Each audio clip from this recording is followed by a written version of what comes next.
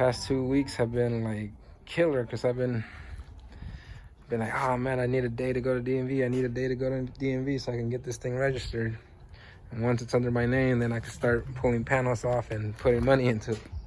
So that was like one big thing that I wanted to take care of before I started doing anything to it. You know, you always want to get your registration straight. So it's under my name now. They gave me the tags. Not that it's going anywhere, but it's registered. So fenders and hood are taken off, and the cowl thing is taken off.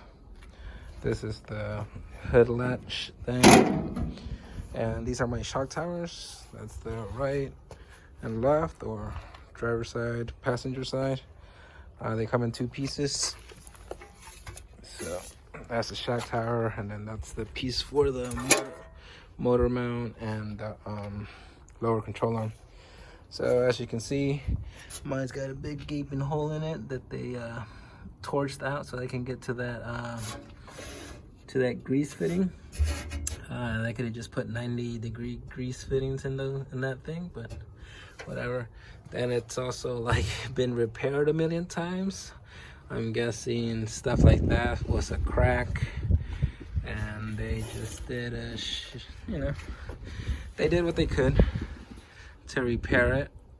And you can see where that crack is like completely gone through the entire thing.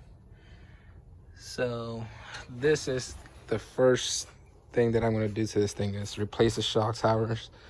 One, because they're this one's a little better shape, but again, they made a giant hole on this side to get to that grease fitting, and on this side also it's the same thing on this. So this is the first thing I'm going to do to this thing is replace these shock towers. One, because they're in such bad shape that there's no way that this thing is ever going to hit the road with those on. And 2, these came with the car when I bought it. So I have them. They're brand new. They were still in the box. So that's going to be the first thing I replace. Second thing I do, I'm gonna get this front end ready for primer and stuff like that. So yeah, I guess I'm gonna start at the front of the car, basically.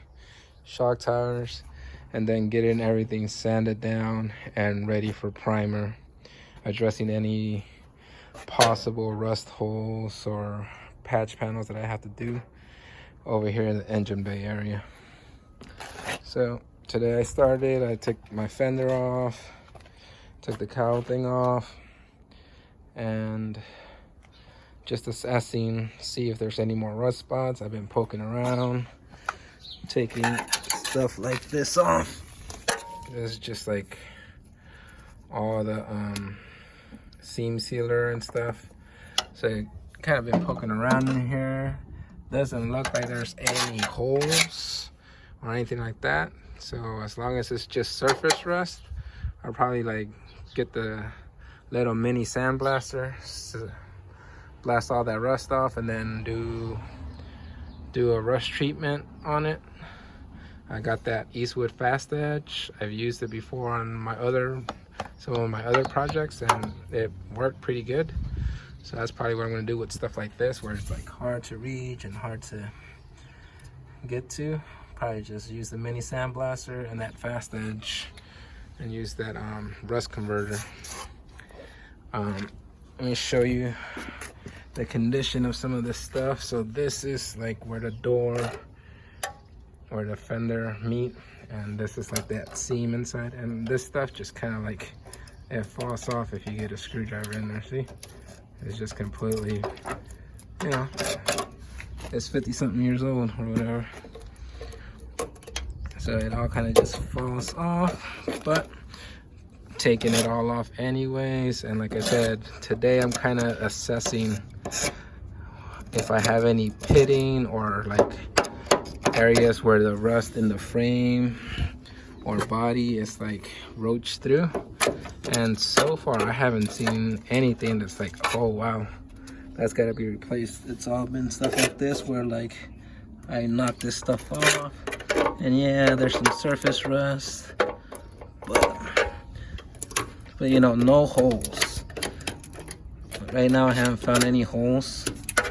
So like in this area, you figure there might be a hole because it's a corner and stuff accumulates there.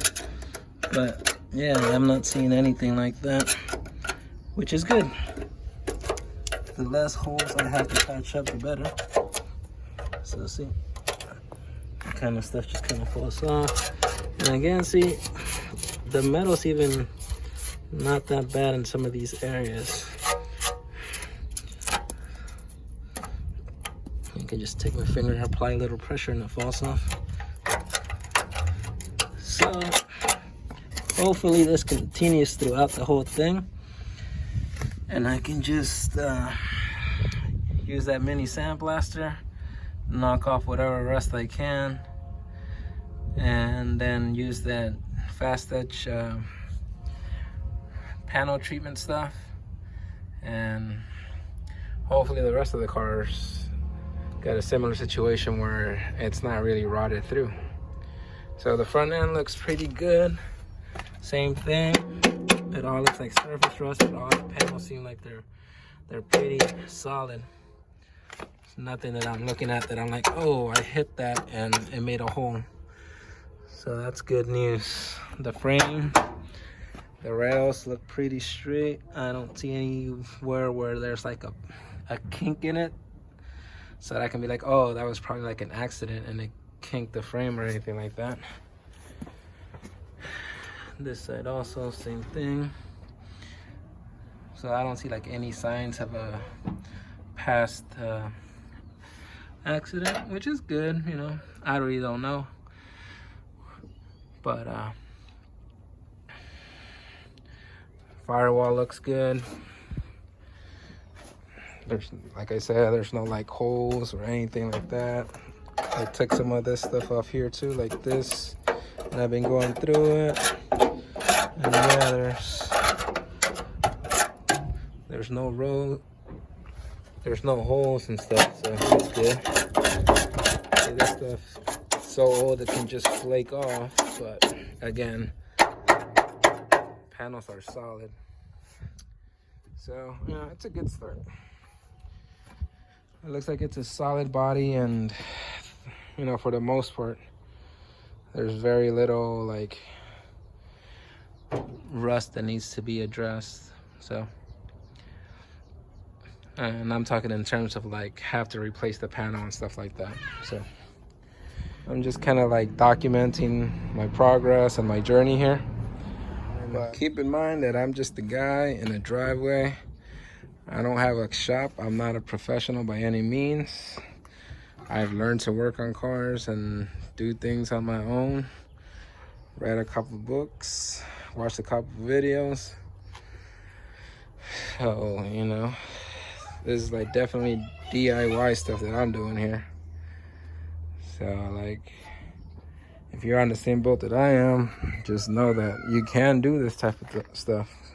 As long as you got a little bit of space. You know, I got a little driveway here that I can park things like this and do work. So I bought over the years, I bought my assortment of tools. I bought my welder, I got an air compressor, you know, so I've accumulated my stuff, and I felt like I was ready to take on a project like this. So yeah, here we go.